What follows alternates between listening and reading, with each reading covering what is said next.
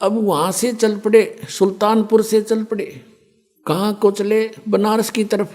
पहली उदासी उनकी यात्रा। उदासी माने, वैसे तो उदासी का अर्थ होता है कति उन्मुन होके, संसार से मन हटा के, उदास होके, और परमात्मा की खोज पृथ्वी पर करने के लिए चल पड़े, उसको उदासी कहते हैं। कहते प्रथम उदासी वाराणसी की थी। अब रास्ते में वो ये पहचान करने के लिए कि हो सकता है वो कहीं और भी इस ज्ञान का कोई परिचित हो, तो जहाँ पर भी रास्ते में कोई साधु संत का कोई डेरा देखा वहाँ पहुँच गए। नानक साहब जी प्रस्थान तो कर ही रहे थे बनारस की तरफ, वहाँ प्रसन्न करते उन्होंने फिर क्या किया, 7 श्लोक सेलेक्ट कर लिए गीता जी के। वो शपथ श्लोक की गीता कहने लगे कि इनका उत्तर दे दो, इसमें सारी गीता का निष्कर्ष है। जैसे ऊर्ध्व मूलम अधः शाखम, ये मूल परमात्मा कौन है? 18वें अध्याय के 62वें श्लोक में कहा कि उस परमेश्वर की शरण में जा। वो परमेश्वर कौन है? तत्वदर्शी संत की क्या पहचान होती है? इस तरह के उस परमात्मा ओम तत्सत का भेद बताओ। इस तरह के प्रश्न उन्होंने 7 श्लोक सेलेक्ट कर दिए गीता के। वो शपथ श्लोक की गीता कहने लगे कि इसमें सब निष्कर्ष आ जाता है गीता जी का। 18वें अध्याय के 66वें श्लोक में व्रज माने जाना होता है, तुम आना बताते हो। वो किसकी शरण में जाने को कहा है? इस तरह के वो प्रश्न उन्होंने किए, कहीं उत्तर नहीं मिला। फिर उन्होंने देखा, उनको विश्वास नहीं था कि भगवान ऋग्जुलाहा धारक के रूप में भी काम करता होगा, लेकिन चल पड़े थे कि देख तो लेता हूँ। और वो बता रहे थे कि मैंने स्वामी रामानंद जी से दीक्षा ले रखी है, कबीर साहब ने कहा था चर्चा के दौरान। तो उन्होंने जाकर के पूछा कि यहाँ कोई स्वामी पंडित रामानंद जी नाम के महर्षि हैं? उनका बहुत बोलबाला था, 1400 ऋषि बना रखे थे, प्रचारक पूरी काशी बच्चा बच्चा उनको जानता था। सभी ने कहा कि वो ऐसे उस आश्रम में रहते हैं गंगा के किनारे। तो वहाँ पहुँच गए आदरणीय नानक साहब जी, और वहाँ जाकर के रामानंद जी से प्रश्न की कि स्वामी जी, मैं गीता जी के कुछ प्रश्न करना चाहता हूँ। जब वो प्रश्न उन्होंने किए, अब रामानंद जी ने कहा कि देखो, ये प्रश्न मुझे पहले नहीं आते थे, अब मुझे इनका ज्ञान हो गया। कैसे हो गया? कि मुझे परमात्मा मिले यहाँ आए हुए हैं वो भगवान, और उन्होंने मुझे कुछ ऐसे वचन में बांध दिया। वो कहते हैं मुझे गुरु, लेकिन है वो जगत गुरु। मैं उनको शिष्य कहूँ तो मुझे लज्जा आती है, लेकिन वो जगत गुरु हैं, परमेश्वर आए हुए हैं। उनका कबीर नाम है, और वो बता सकते हैं आपको सारा भेद। उत्तर तो मैं दे सकता हूँ, लेकिन मैं कंप्लीट नॉलेज नहीं रखता। उन्हीं का सुना हुआ मैं आपको बता सकता हूँ। आप उनसे पूछो तो और अच्छा रहे। अब नानक साहब जी की तो खुशी का ठिकाना नहीं रहा कि सचमुच इस ज्ञान के देने वाला यहाँ है। हाँ जी है, तो मुझे उनसे मिला दो। रामानंद जी ने एक सेवक भेज दिया कि जाओ परमात्मा के दर्शन करा दो। पंजाब से भक्त आए हैं, पंजाबी। अब कबीर साहब को तो अनजानी जान थे, बैठ गए खड्डी में, कान लग रही है एक प्यारी आत्मा, घायल हो चुकी है वो। अब वहाँ बैठे बैठे कपड़ा बुन रहे हैं, और जिस रूप में वहाँ मिले थे वही रूप सतलोक में मिले थे, वही रूप में बैठे और कपड़ा बुन रहे हैं, धानक का काम कर रहे हैं, जुलाहे का। तब नानक साहब ने कहा था, ओ हो फाई सूरत मुलुक की वेश, ए ठगवाड़ा ठगी देश, खरा सियाणा बहुता बार, ये धानक रूप रहा करतार। ओहो।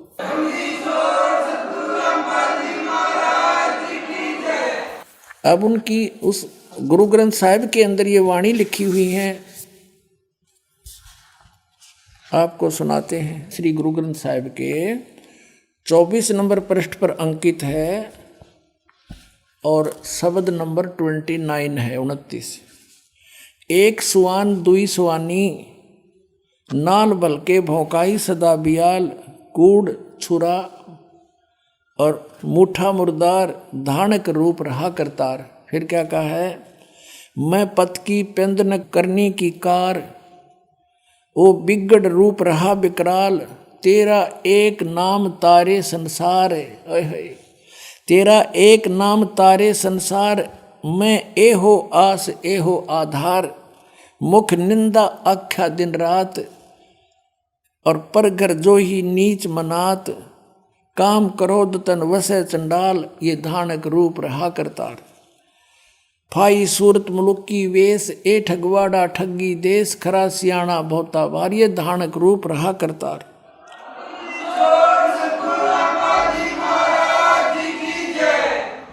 अपने आत्मा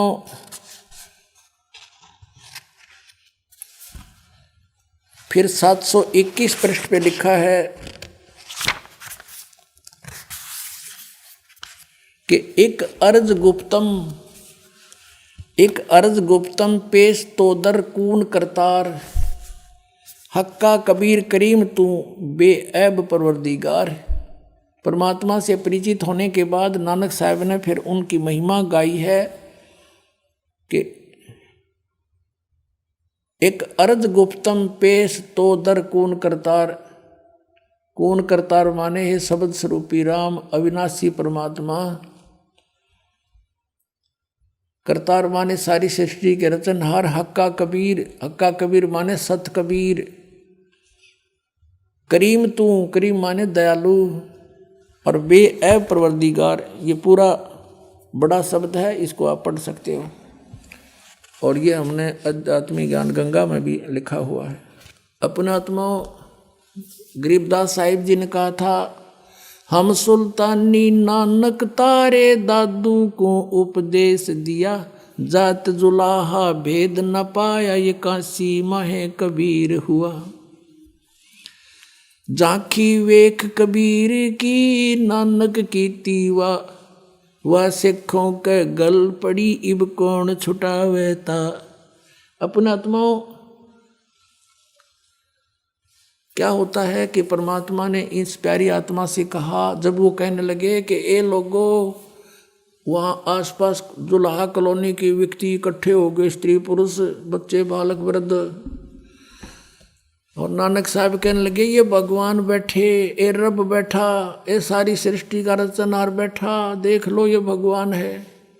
अब वो कॉलोनी वाले हंसे कि ये पंजाबी कहाँ से आकर पागल हो गया, नीरू के पुत्र को भगवान बताता है। सब हंसकर चले गए कि इसके पास जो आता है वो ऐसा ही बोलता है, पता नहीं क्या पिला देता है। अब वो सब चले गए, जब रह गए दोनों, तो परमात्मा ने कहा, प्यारी आत्मा तुम्हारे लिए भटक रहा हूं मैं। नानक साहब ने कहा, जी अब तो कोई गुंजाइश रही नहीं अगर मगर की, मैं देख चुका हूं आपको, असंग ब्रह्मांड का स्वामी कहाँ बैठा है। परमात्मा ने कहा, बच्चों मैं तुम्हारे लिए भटक रहा हूं। नानक साहब की आंखों में आंसू आ गए कि सचमुच आप जो कह रहे सारी सत्य है। और नानक साहब जी ने कहा, मुझे वो सतनाम दे दो, दया कर दो मुझ पर। वो तो अंतर्यामी थे, जानते थे कि अब इसको पूरी कसक हो चुकी है। तो मालिक ने कहा कि एक प्रतिज्ञा कर ले, ये किसी को बताएगा नहीं, तुझे नाम दे दूंगा। नानक साहब ने कहा कि तौबा मेरी, जिक्र भी नहीं करूंगा, आगे उपदेश दूंगा नहीं किसी को। तब परमात्मा ने उनको सतनाम दिया, 2 अक्षर का। एक ओम है, एक तत् सांकेतिक।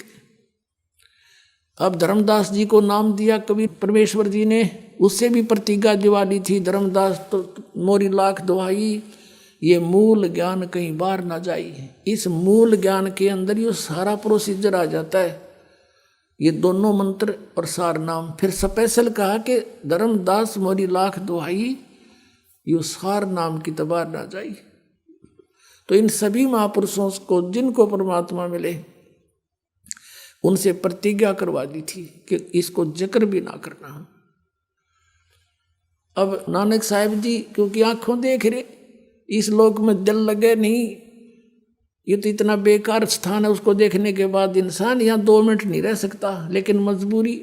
तो परमात्मा ने कहा आप भक्ति करो और सचखंड जाओगे, गारंटी है, मैं तुम्हारे साथ हूँ, भक्ति करते रहो, लेकिन मेरा अभी भेद ना खोलो, तुम्हारी कोई मानेगा नहीं। तो उन्होंने वहाँ से चले गए और जगह जगह प्रचार किया, श्लोक का वाणी बोली, लोगों को समझाया।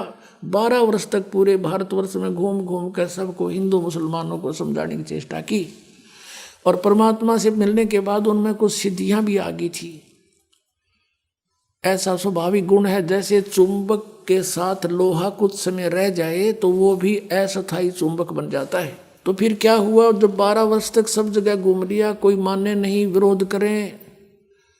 यहाँ तक लिखा है उनके इतिहास में, गुरु नानक देव जी की जीवनी में, कि उनके पूज्य पिताजी भी विरोधी हो गए थे उन पांडवों के कहने से कि आपका पुत्र ब्रह्मा विष्णु महेश को नासवान बताता है, ये के पैदा हो गया तेरे। पिता पुत्र का भी बहुत विरोध हो गया था, लेकिन वो तो दृढ़ भगत थे, वह किसकी माने आंखों देख रहे, और कहें देखा देखी, हम कहें आंखों देखी। अपनात्मा 12 वर्ष तक जब वो घूमते रहे, कोई सुना, कुछ एक न माना, कुछ एक न नहीं माना, तब परमात्मा ने उसको संदेश दिया कि आप प्यारी आत्मा अपनी मोक्ष प्राप्ति के लिए प्रयत्न करो, समय थोड़ा है आपका, अब भक्ति करो, बैठ जाओ अपने एक स्थान पर, रहो अपने आराम से। तो फिर 16 वर्ष तक लास्ट के अपने खेतों में रहे, खेती भी करते थे, और जो उनके पास आता था उनको तत्व ज्ञान भी समझाते थे। बहुत से शिष्य भी बने उनके, अच्छी आत्माएं थी जो।